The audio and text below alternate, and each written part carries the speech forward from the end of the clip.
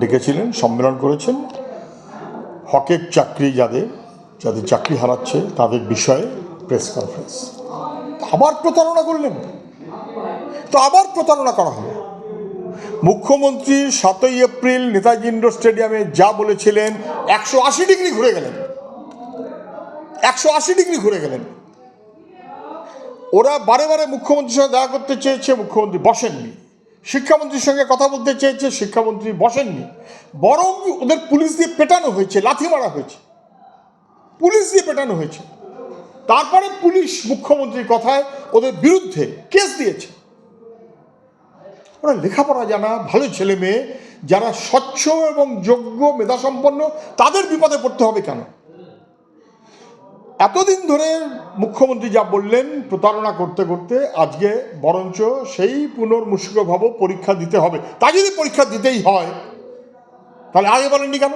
আগে অন্য কথা বলছিলেন কেন? যদি পরীক্ষা দিতেই হয় তাহলে রিভিউ পিটিশনটা ঠিক মতো করেননি কেন? তার আগে রিভিউ পিটিশন করে কেন বলেননি যে যারা অপরাধী তাদের আমি টাকা ফেরত করাবো 3 মাসের মধ্যে, হলফনামা দিচ্ছি আমি? উনি কেন বলেননি?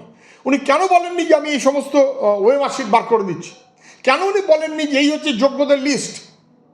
তারপরে উনি বলতে পারতেন এই যোগ্যদের মধ্যে কাউকে এখন বাতিল করবেন না, এরা যোগ্য, দায়িত্ব আমার, আমি হলফনামা দিচ্ছি, এদের মধ্যে কেউ অযোগ্য থাকলে তার বিরুদ্ধে আমি ব্যবস্থা নেব। উনি যোগ্যদের পাশে দাঁড়াননি, উনি চাকরিচোরদের পাশে দাঁড়িয়েছেন।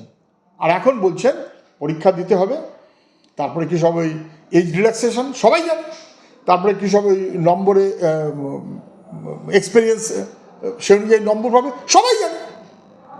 এক্সপিরিয়েন্সের নম্বর তো পায়, নতুন কথা কী আছে?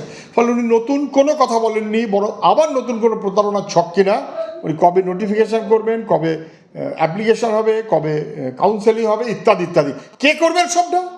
স্কুল সার্ভিস কমিশন, যারা এই চুরির সঙ্গে যুক্ত, মধ্যশিক্ষা পরিষদ যারা এই চুরির সঙ্গে যুক্ত, রাজ্য সরকার যারা এই চুরির সঙ্গে যুক্ত, ওরা কোন ভরসায় যাদের জন্য ওদের চাকরি গেছে, যারা চাকরি চোরেদের পাশে দাঁড়িয়েছে, তাদের ভরসায় মাস্টারমশাইরা দাঁড়াবেন কি করে? তাদের মাস্টারমশাইরা ভরসা করবেন কি করে?